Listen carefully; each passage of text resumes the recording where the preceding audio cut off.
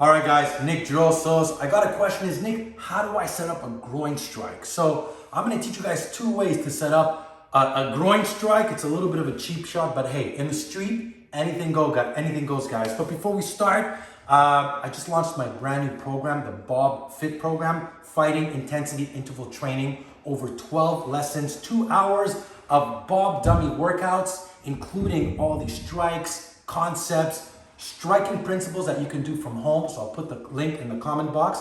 I also added 12 combat conditionings as well as 10 get fit with a meal plan. So go check that out. Now, 2 ways to launch a preemptive strike to the groin. The first one is if my hands are down this way. So if I'm talking to my attacker here, obviously I'm always teaching keep your hands up here, here. I'm gonna move the Bob dummy, so I want to be here, here. But let's say he's in close quarter and my hands are low. What I'm gonna do is I'm gonna put a little bit of pressure on my hands and then release to the groin.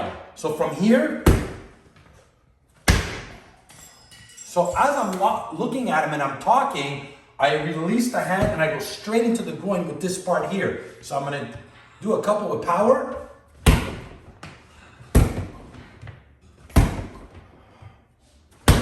Now, as I do this, I'm coming up and I'm striking. So as I strike here, right away, the idea is I strike, he flinches, I come up and I hit high, okay? The other second way you could launch it and the attack is with the knee. Now, in order to knee the groin, I don't want to do this where I'm here and I'm swinging in. Why? Again, one of the principles we teach, and I talk about this in the Hero program, closest weapon to closest target. How do I get from point A to point B with the least amount of movement? Remember, you're not fighting a robot. You move, he flinches, right? I want to bank that I'm going to strike without being telegraphic, economy of motion, and straight to the target as much as possible in a straight line. So if I'm here and I'm talking to him, I might shift my weight.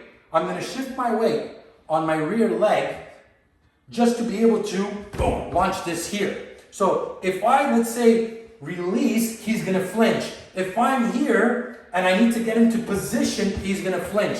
The idea, I wanna be in a position where the leg is back here, and from there, I land from here. Now, he can't see it if I'm here and I'm talking to him, and then I come up. So I launch and I land. Launch, lands. So again, put the weight on the rear leg, snap it up, boom, and then as I land, I go into my strikes. So I can do it this way, I can do it from here. These are probably 2 of my favorite strikes.